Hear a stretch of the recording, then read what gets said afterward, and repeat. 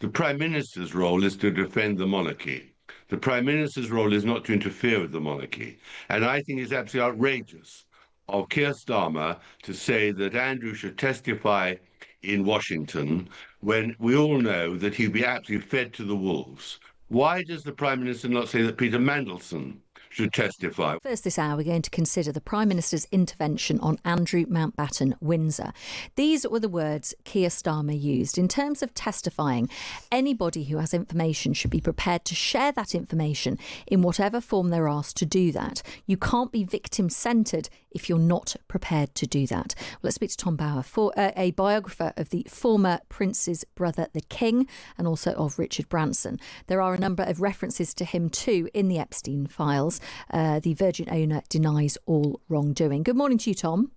Good morning. First of all, these latest allegations of a second woman alleging she was sent to the UK by Jeffrey Epstein to have sex with Andrew Mountbatten-Windsor. That's what her lawyer has said overnight. Your reaction, first of all, to those new allegations?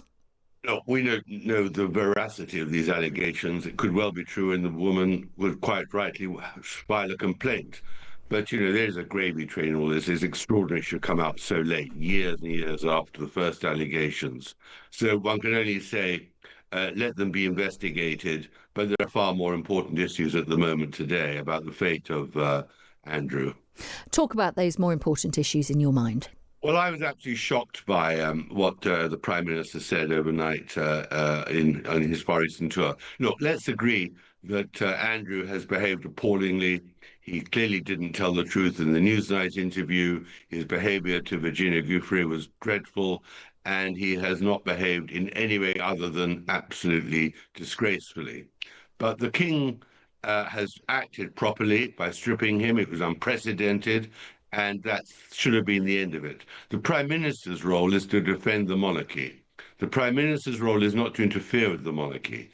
And I think it's absolutely outrageous of Keir Starmer to say that Andrew should testify in Washington when we all know that he'd be absolutely fed to the wolves. Why does the Prime Minister not say that Peter Mandelson should testify? Why does the Prime Minister say that Peter Mandelson, he's going to remain quiet about his former colleague and ambassador, whom he appointed to Washington, knowing full well that Mandelson had a relationship with Epstein? So I think sending Andrew to Washington would be hugely damaging to the royal family, hugely damaging to Britain, and it was very, very wrong of Keir Starmer to throw anywhere the prince, the ex-prince, to the wolves in front of American politicians who would be wanting to feast on Andrew, and interestingly, have not yet summoned a single American.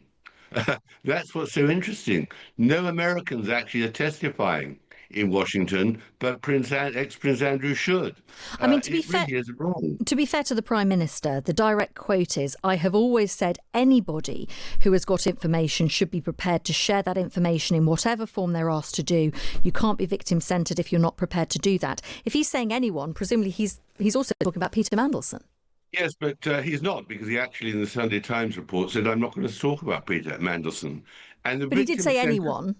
That quote says anyone. But he actually excluded Peter Mandelson. He said, "I'm not going to speak about Peter Mandelson in your interview with him in the paper today." I read that very carefully.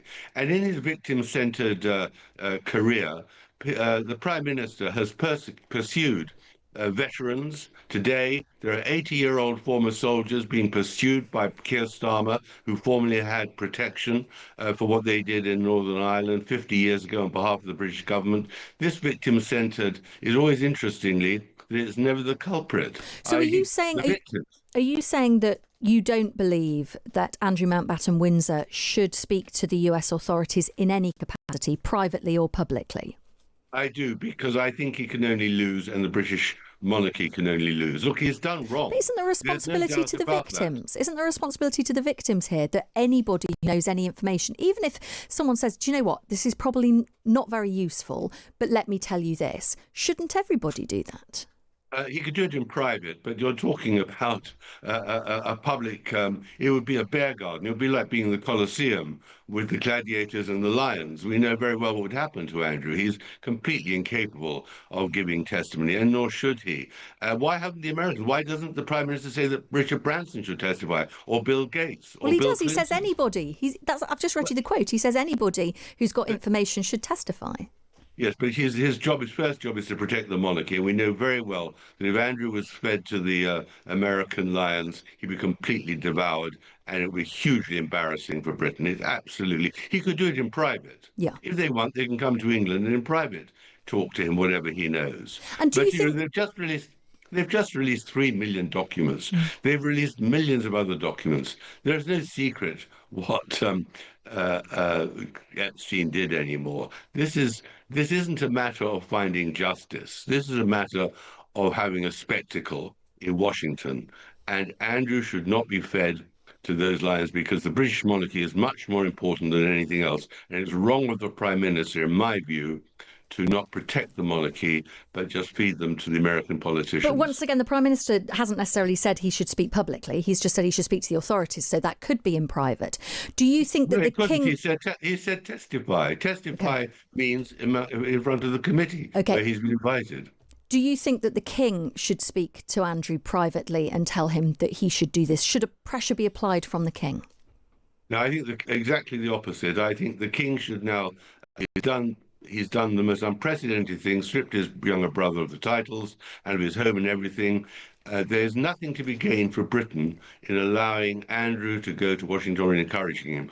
And the Prime Minister, who is pursuing veterans and going to China and dealing with these dreadful people who are pursuing the Uyghurs and threatening war in Taiwan and spying on Britain and all the other things, he forgets all that, and to divert attention from his own domestic political situation, says, let's send Andrew to Washington to be fed to the lions there. It's very wrong, and the Prime Minister should have known better. His job is to protect the monarchy, not add to all its problems.